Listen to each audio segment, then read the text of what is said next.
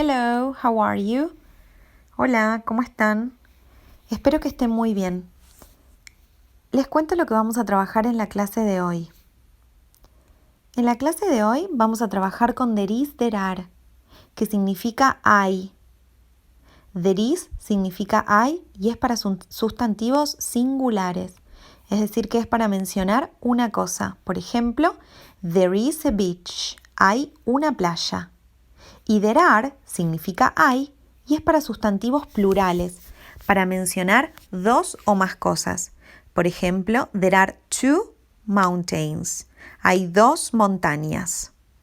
En este cuadro que incluí en el archivo, van a ver que tenemos la forma afirmativa, la forma negativa y la forma interrogativa o preguntas de there is y there are.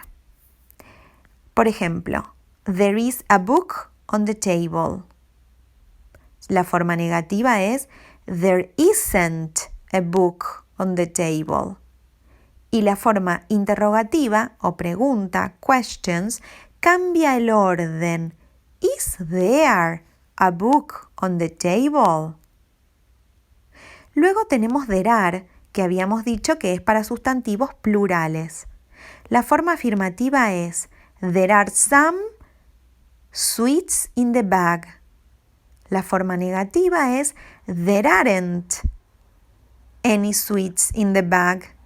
Y la forma interrogativa o preguntas es are there any sweets in the bags?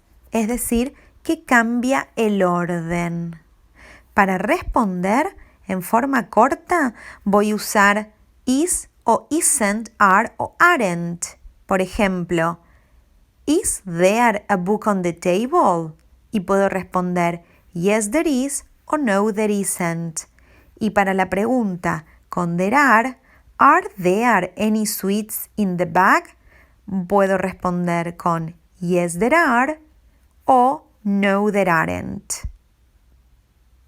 Y el otro tema en el que vamos a trabajar en esta clase son imperatives. ¿Qué son los imperatives? Son formas de decirle a otra persona qué hacer y qué no hacer. Lo podemos usar para dar órdenes o indicaciones. Por ejemplo, wash your hands. Lavarse las manos. Los imperatives en forma afirmativa comienzan con el verbo, como en este caso les dije yo, wash. Y en forma negativa comienzan con don't. Don't fight, no pelear. Ahí yo les incluí algunos otros ejemplos y algunas otras fotografías para que miren y se guíen. En esta clase vamos a trabajar en las páginas 12, 13, 108 and 109, 12, 13, 108 y 109 del libro.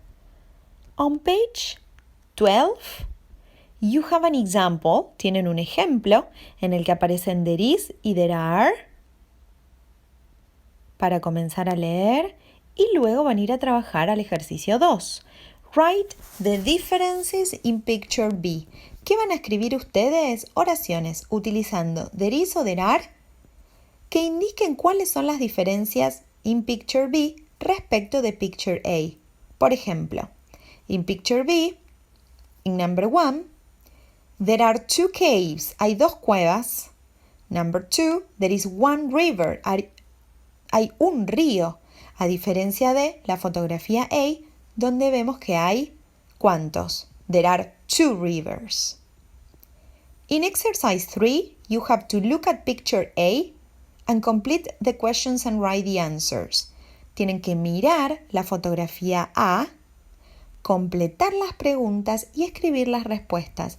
Por ejemplo, is there a waterfall? Yes, there is. Are there four hills? No, there aren't. Así como en el ejemplo, tienen que continuar con el resto de las preguntas y respuestas. On page 13, you have to read. Van a leer estas imperatives, estas órdenes. Number 1. Don't pick the flowers. No cortar las flores. Number 2. Put your litter in the bin. Tirar la basura en el cesto. 3. Don't light fires. No encender fuegos. 4. Close the gate. Cerrar el portón. 5. Walk on the path. Caminar por el camino o no pisar el césped, decimos nosotros en español. And number 6. Don't swim in the river. No nadar en el río. ¿Se acuerdan que yo les conté que las imperatives eran oraciones que utilizábamos para dar órdenes o indicaciones?